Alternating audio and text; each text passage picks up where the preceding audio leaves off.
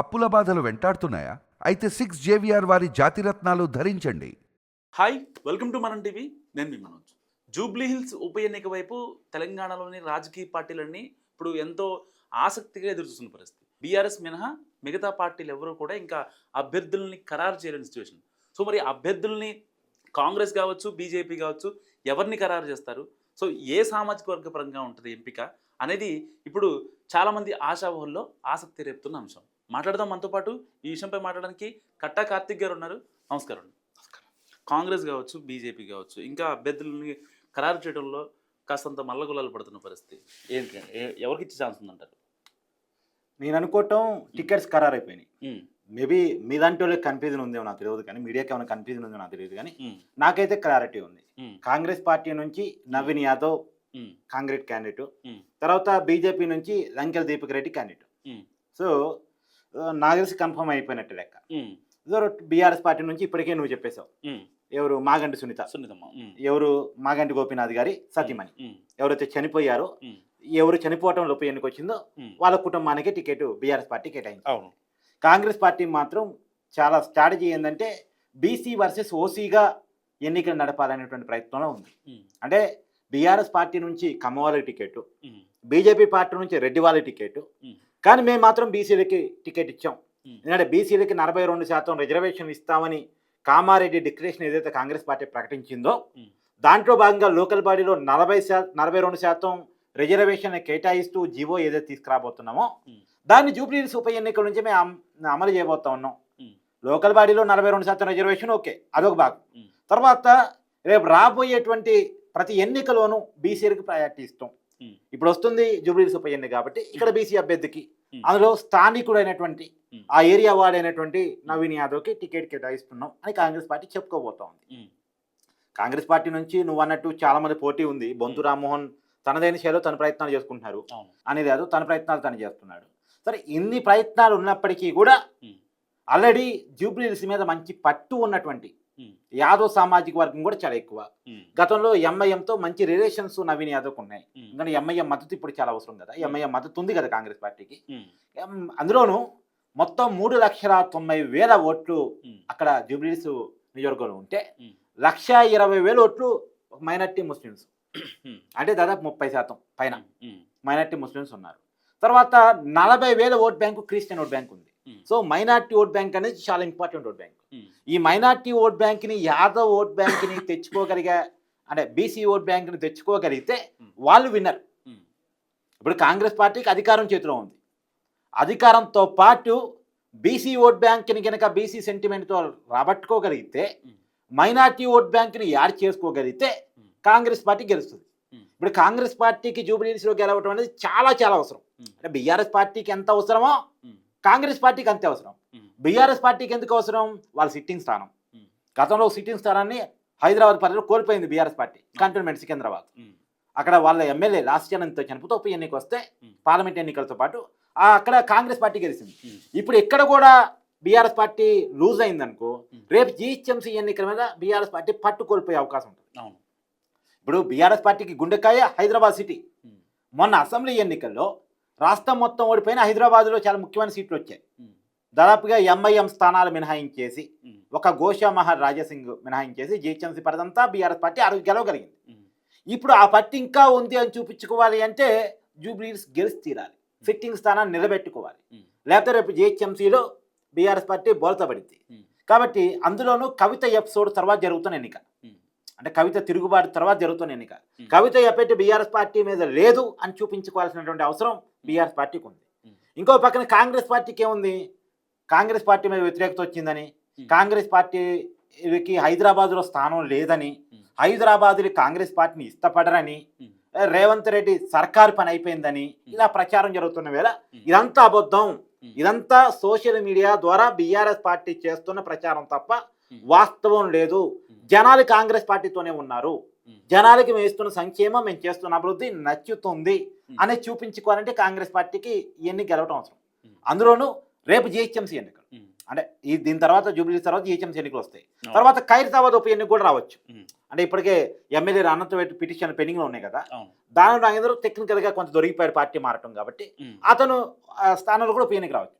ఈ జూబ్లీహిల్స్ ఉప ఎన్నిక ఖైరతాబాద్ మీద ప్రభావం చూపించింది, ఎందుకంటే రెండు పక్కన నియోజకవర్గాలు. అవును.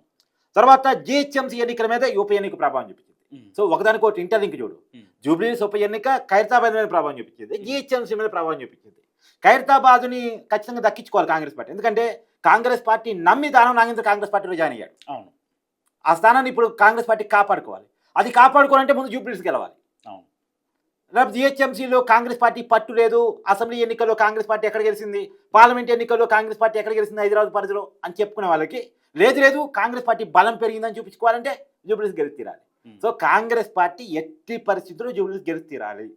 రెండోది ముఖ్యమంత్రి రేవంత్ రెడ్డి గారి నివాసం జూబ్లీహిల్స్ పరిధిలో ఉంది కాబట్టి ఖచ్చితంగా గెలిచి తీరాలి. మీరు చెప్పేది ఏంటంటే కాంగ్రెస్ నుంచి నవీన్ యాదవ్ గారు టికెట్ వస్తుంది అంటున్నారు. వస్తుంది కదా, వచ్చింది. యా సరే వచ్చింది. మరి ఫైనల్ చేయడంలో ఎందుకు దానివల్ల లేటు వల్ల ఆ అభ్యర్థి జనాల్లోకి వెళ్ళడం కావచ్చు, వాళ్ళ పనులు చేసుకోవడం కావచ్చు, వీళ్ళందరికీ కొంచెం ఇబ్బంది పడుతుంది కదా.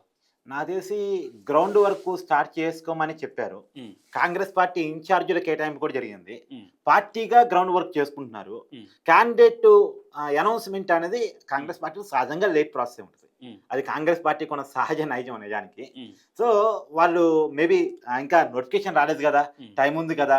రెండోది బీసీలకి 42% 20 సంబంధించి జీవో ఇచ్చిన తర్వాత అనౌన్స్ చేస్తే దానికి ఇంపార్టెన్స్ వస్తుందని అనుకుంటున్నట్టున్నారు.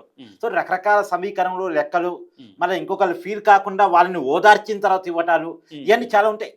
అందులో భాగంగా లేట్ అవుతుంది కానీ ఇవన్నీ ఉంటాయి కాబట్టి ఓకే. కానీ నేను అనుకోవటం క్యాండిడేట్స్ డిక్లేర్ అయ్యారే అని అనుకుంటున్నాను. Naveen Yadav is candidate for Congress. Jubilee Hills కాన్స్టిట్యున్సీకి అతను ఎమ్మెల్యే అభ్యర్థిగా పోటీ చేస్తా ఉన్నారు. గెలిచే అవకాశాలు కూడా ఖచ్చితంగా కష్టపడితే ఉన్నాయి. వాళ్ళు సోషల్ ఈక్వేషన్స్ చాలా పాటిస్తూ ఉన్నారు. నిజానికి యూసఫ్ కూడా పరిస్థితి చూడు. యూసఫ్ గూడలో ఒక ఎస్టీ సామాజిక వర్గానికి సంబంధించిన వ్యక్తిని ఇన్ఛార్జిగా పెట్టి, తర్వాత రెడ్డి సమాజ వర్గానికి బీసీ సమాజ వర్గానికి సంబంధించిన వ్యక్తుల్ని సహా ఇన్ఛార్జిగా పెట్టారు. అంటే 3 సమాజ వర్గాన్ని ప్రతి చోట న్యాయం చేయడం. ఎక్కడ ఏ సామాజిక వర్గం ఎక్కువ ఉందో చూసుకొని క్యాలిక్యులేట్ చేసుకొని ఆ సామాజిక వర్గం వాళ్ళని అక్కడ ఇన్ఛార్జిగా పెట్టడం.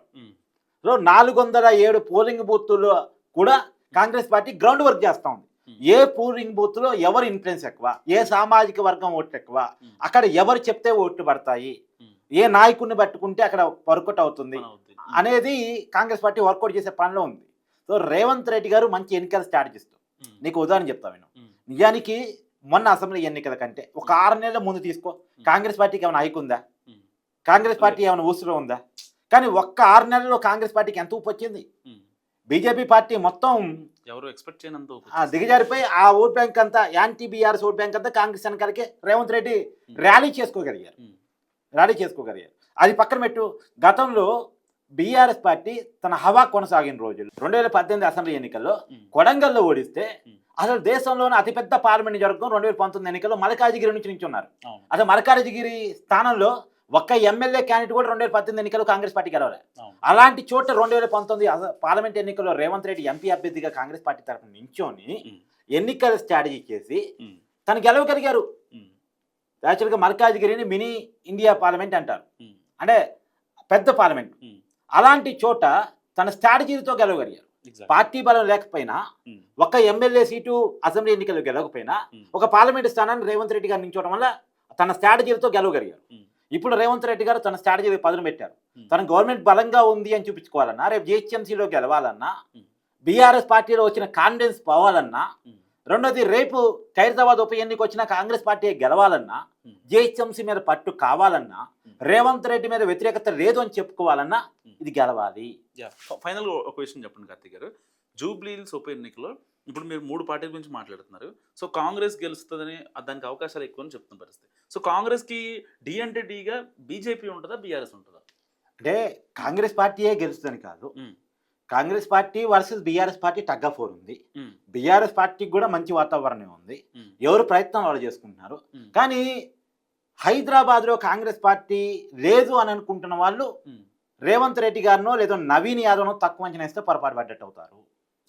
రెండోది అధికారం చేతిలో ఉంది, సామాజిక వర్గాల సమతుల్యత ఉంది, బీసీ అనేటువంటి ఓట్ బ్యాంక్ ఉంది, ఎంఐఎం మద్దతు ఉంది, మైనార్టీ ఓట్ బ్యాంక్ని బీసీ ఓట్ బ్యాంక్ని కలిపి కాంగ్రెస్ పార్టీ కనుక తెచ్చుకోగలిగితే, తను చేసే స్ట్రాటజీలు కనుక వర్కౌట్ కాగలిగితే కాంగ్రెస్ పార్టీకి విజయావకాశాలు ఉంటాయి. సహజంగా బయట జరిగే టాక్ ఏంటంటే హైదరాబాద్ కాబట్టి, జూబ్లీహిల్స్ కాబట్టి బీఆర్ఎస్ ఈజీగా గెలిచిద్దని అనుకుంటున్నారు. ఈజీగా ఏం ఉండదు. Fight is fight. అవును. బయట జరిగే ప్రచారం ఉమ్, అది ఒక సైడ్గా చూడాల్సిన పరిస్థితి లేదు. వాస్తవ కోణంలో చూస్తే కాంగ్రెస్ పార్టీ మంచి టఫ్ ఫైట్ ఇస్తుంది. Yeah. కాంగ్రెస్ పార్టీ సరిగా వర్కౌట్ చేసుకోగలిగితే, పోలింగ్ బూత్ స్థాయిలో కనుక వర్కౌట్ చేసుకోగలిగితే నవీన్ యాదవ్కి గెలుపు అవకాశాలు కొట్టి పారేయలేము. ఇది నేను చెప్తాను అన్నమాట. థ్యాంక్ యూ కార్తీక్ గారు. సో ఇది కార్తీక్ గారు అనాలిసిస్. జూబ్లీ హిల్స్లో ఎవరు గెలుస్తారని మీరు అనుకుంటున్నారో మస్ట్గా కామెంట్ చేయండి. చూస్తూనే ఉండండి మనం టీవీ.